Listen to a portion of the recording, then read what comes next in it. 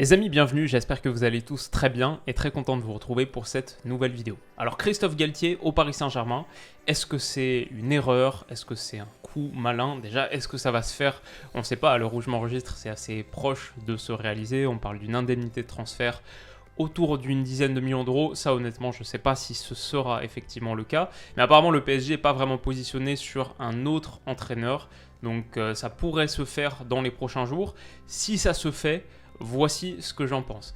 Alors ce que j'en pense, c'est que d'habitude sur la chaîne, on essaye d'être assez nuancé, de voir les deux parties de l'argumentation, ou même 3 ou 4. Enfin, il y a souvent plusieurs angles de vue. Souvent, la réalité, la vérité, on va dire, se dissimule assez bien en football et personne ne la détient tout à fait.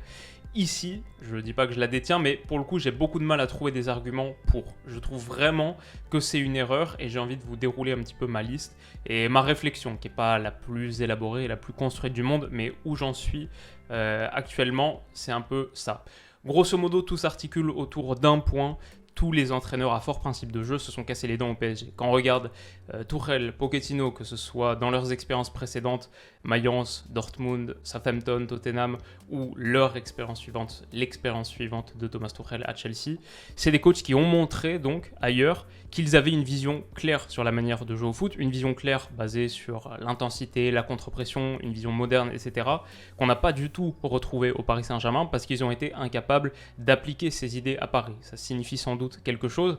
Et alors, qu'est-ce qui nous fait croire que Christophe Galtier, qui sur une partie de ses idées à lui, va encore plus loin que ses prédécesseurs, on peut penser à la rigueur défensive, l'organisation, un goût du sacrifice, qu'est-ce qui nous fait penser que lui va être en capacité d'appliquer ses idées, en sachant en plus que le Galtier qu'on connaît, très fort caractère, intransigeant, charismatique, oui, mais fondant une bonne partie de son charisme et de son aura sur un certain goût pour la conflictualité, n'a pas peur d'aller au clash avec ses joueurs, etc., en sachant donc que ce Christophe Galtier-là n'a pas les avantages qu'avaient ses prédécesseurs dans la relation humaine. La calinothérapie de Thomas Tuchel, l'hispanophonie de Mauricio Pochettino, on peut penser ce qu'on veut de ses entraîneurs, ils ont échoué à Paris à l'évidence, mais pour moi c'était pas pour ces raisons-là, ces points-là, c'était dans leur optique de manager le vestiaire du PSG, des avantages, des atouts que Galtier donc n'a pas. Donc si on récapitule ce gros point, on a un entraîneur qui a une vision très marquée du style de jeu qu'il veut voir son équipe pratiquer, qui est en plus un style défensif, et les chiffres le montrent, c'est pas simplement une caricature, qui est en plus un style défensif, rigide, qui exige effort, débauche d'énergie, effacement de l'individu, tout en ayant aussi une personnalité dure, forte, parfois conflictuelle, qui pense que cette approche va fonctionner au Paris Saint-Germain. Si c'est le cas, il faut prendre Félix Magath. Justement, on avait déjà beaucoup de mal à imaginer Antonio Conte au PSG, c'est quelque chose qui revenait sur les derniers mois. Alors un coach nettement moins offensif, nettement moins abouti dans sa réflexion de ce qu'il veut faire avec ballon et avec nettement moins de crédit, comment est-ce que ça peut marcher ? Donc voilà, pour moi, ça c'est vraiment l'argument principal. Il y a d'autres choses qu'on peut avancer aussi, que je me suis noté un peu pêle-mêle. Déjà, le système, ça fait 2 ans que Christophe Galtier déploie quasi exclusivement ses équipes en 4-4-2, 90% des matchs à peu près. Le 4-4-2 à Paris, avec cet effectif, je ne vois pas comment c'est pertinent. Je ne pense pas que ça puisse marcher. Première chose. Ensuite, ça fait 2 ans que les équipes de Christophe Galtier rencontrent beaucoup de difficultés dans leur production offensive. Quand on regarde Nice, saison précédente, c'est la 10e attaque de France, donc sur le nombre de buts marqués. 5e, mais avec la pire différence de buts du top 6, et donc 10e attaque. Lille, la saison d'avant, c'est un Lille qui est champion de France grâce à sa défense, remarquable, impénétrable pour sûr, mais sur la production offensive, Lille, c'était le 10e volume d'expected goals du championnat. Alors que Paris, quand on regarde son effectif, quand on regarde son identité, ce Paris-là ne peut pas se permettre d'être terne. Ce sera la première critique qui tombera et qui rendra le reste du travail, le reste de son approche, je pense, assez difficile à implémenter. Ça, c'est le deuxième point. Troisième point, c'est que, évidemment, le coach du Paris Saint-Germain n'est pas choisi et pas recruté pour gagner la Ligue 1. Il est prêt pour gagner la Ligue des Champions. Et les références européennes de Christophe Galtier sont très maigres. Christophe Galtier, joueur, c'est 0 match de Coupe d'Europe. Christophe Galtier, entraîneur, c'est 6 matchs de Ligue des Champions. 1 nul, 5 défaites. Dans le vestiaire, quand tu t'apprêtes à jouer le City de Guardiola en quart ou le Real d'Ancelotti, sur quoi est-ce que tu construis ton discours ? Tout le monde a été là avant, tout le monde sait que tu es le seul à découvrir ce niveau de compétition. Je trouve que c'est une posture pas évidente. D'ailleurs, ce discours, dans quelle langue est-ce que tu le fais ? Christophe Galtier parle pas anglais, pas espagnol, Il parle un peu d'italien, apparemment il est un petit peu d'italien, ce qu'il expliquait dans une interview. Mais bon, en gros, on peut assez facilement imaginer un monde dans lequel, aux yeux du vestiaire parisien, il incarne un peu la figure d'outsider. Il est ce coach d'une Ligue 1 que la plupart des joueurs, ou en tout cas que certains des grands talents du Paris Saint-Germain, méprisent un peu cette Ligue 1 franco-française dans laquelle ils ne se sont pas véritablement intégrés et que pourtant ils dominent, etc.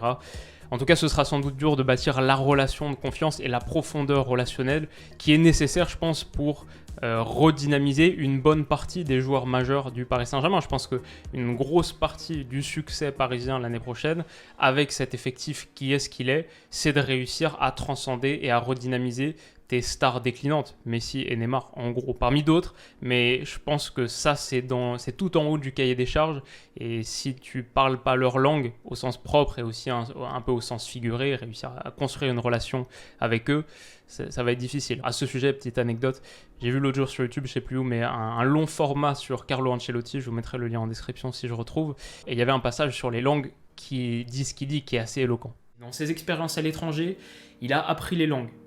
Ich habe Lust, eine neue Saison zu beginnen. Come dice, estas 2 semanas nos viene bien. We have to find more consistency at home and we are working on this. Le match plus important aujourd'hui, il est contre Sochaux. Donc voilà, je dis tout ça, ça peut sembler très à charge et un peu dur. Je pense quand même que Galtier est un bon entraîneur dans l'absolu. Je pense quand même qu'avec de la matière malléable, c'est un coach qui a prouvé et qui continuera de prouver sans doute qu'il est capable de bâtir des équipes très bien organisées, très difficiles à battre. Ça, c'est une évidence.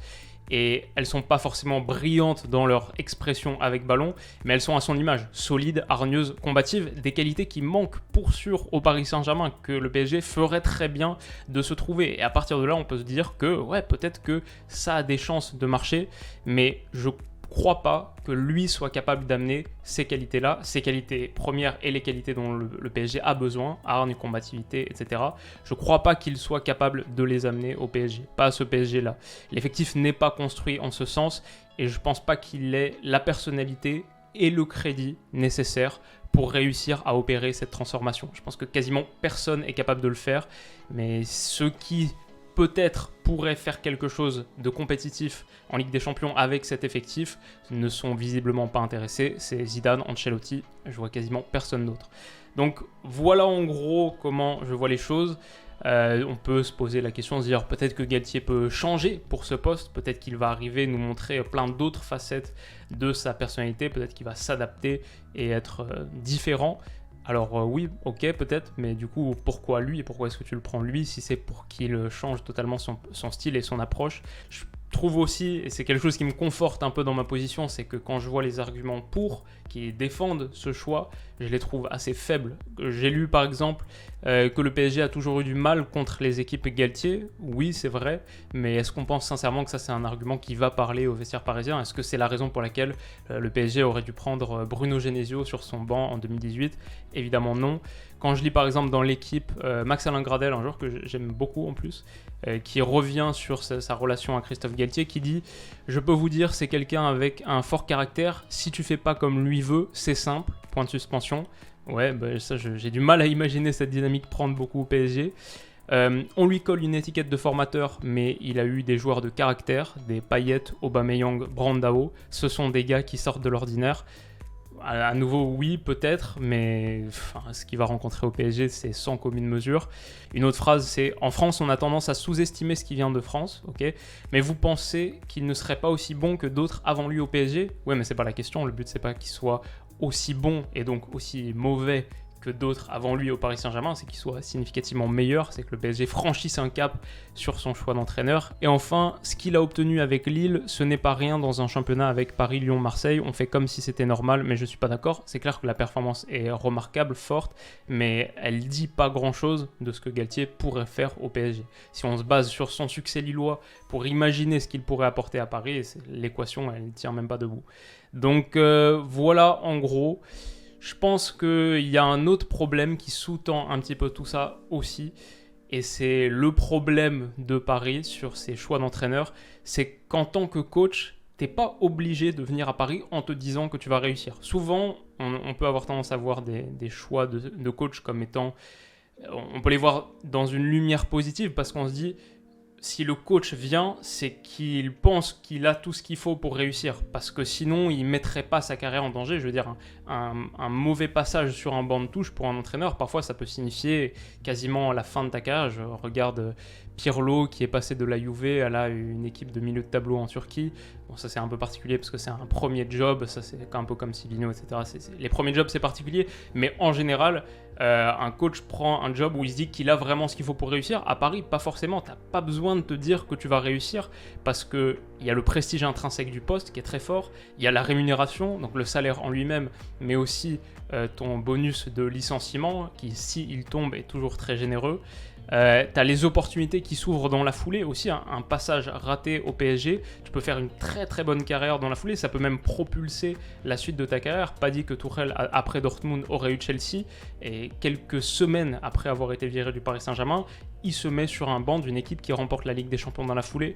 Donc je suis même pas sûr, et c'est un peu pour moi aussi le problème de cette équation, je suis même pas sûr que Galtier lui-même se voit réussir, mais ça veut pas dire que c'est pas un mauvais move, un mauvais choix à faire pour lui. Et ça m'inquiète un peu. C'est un peu comme les joueurs que tu te coltines ensuite sur des années que tu réussis pas à virer parce que leur situation à Paris est tellement bonne sans qu'ils aient la nécessité de réussir, le besoin de réussir. Ok, voilà, je pense qu'on a quasiment tout dit. S'il est effectivement pris et s'il est bon, je ravalerai mes mots sans aucun problème, et j'ai envie de dire avec plaisir, parce que même si je ne suis pas supporter du PSG, c'est toujours des meilleures saisons quand le PSG va loin en Europe et quand le PSG est performant. Donc on verra pour ça. Les voies du football sont impénétrables. Son histoire est tellement riche de choses qui étaient difficiles à prévoir, de mariages qu'on imaginait impossibles à faire et qui finalement se passent très bien.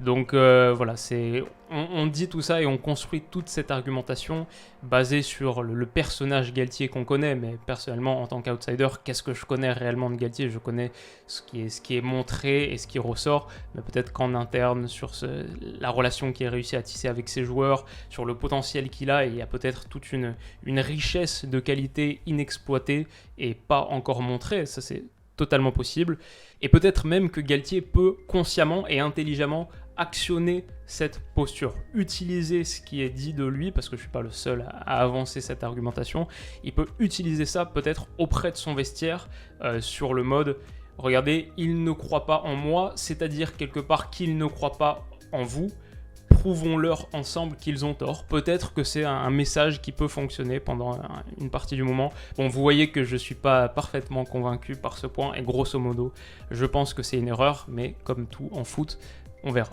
Voilà, j'espère que cette vidéo vous a intéressé, plus je sais pas. Dites-moi ce que vous en pensez dans les commentaires. N'hésitez pas à mettre un petit pouce bleu si l'argumentation vous a au moins intéressé. Et on se retrouve très vite pour la prochaine. Prenez soin de vous et de vos proches. Et à bientôt. Bisous.